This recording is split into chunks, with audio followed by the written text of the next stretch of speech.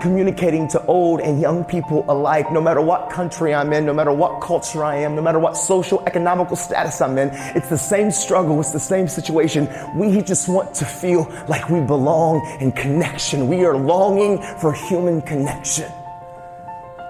But everywhere I go, the same battles that I had when I was in middle school and I was in high school, it's the same struggles all across the world still yet today. Many of us are wearing the mask and we don't know that it's okay to not be okay. We don't really have the courage to punch that fear in the face and do it afraid and to talk because we think that we're alone and nobody sees us and nobody's gonna understand and I'm the only one, so we don't talk and we wear the mask and the pressure builds.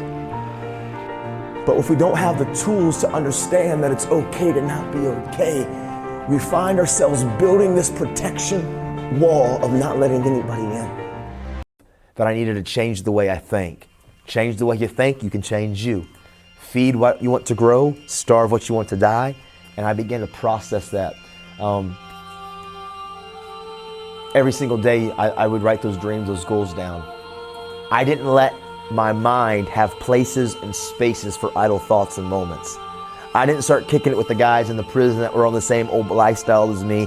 If people were negative and they weren't about where I was going, I wasn't going to compromise and I wasn't going to let them hijack my destiny by allowing that to rub off on me, because who you surround yourself with does impact you. Like it, love it, or leave it. I always say, you can tell me who you are. I don't need you to tell me who you are. Show me your friends. I'll tell you who you are, because who you rip and who you run with, they are a part of you, and you will assimilate to some of their negative behaviors.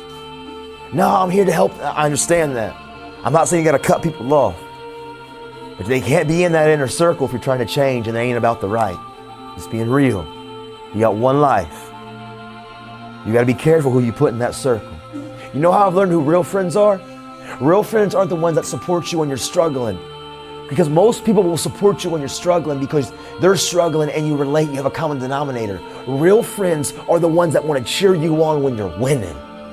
Real friends aren't the ones that get jealous and that are crabs in the barrel that are pulling you down, because when you start to be better, to achieve better, to have better, they start getting embarrassed and they start kind of getting a little bit of judgmentally on that because they feel like, man, you're starting to show their imperfection and their flaws. No, real friends are the ones that support you and cheer you on when you're winning.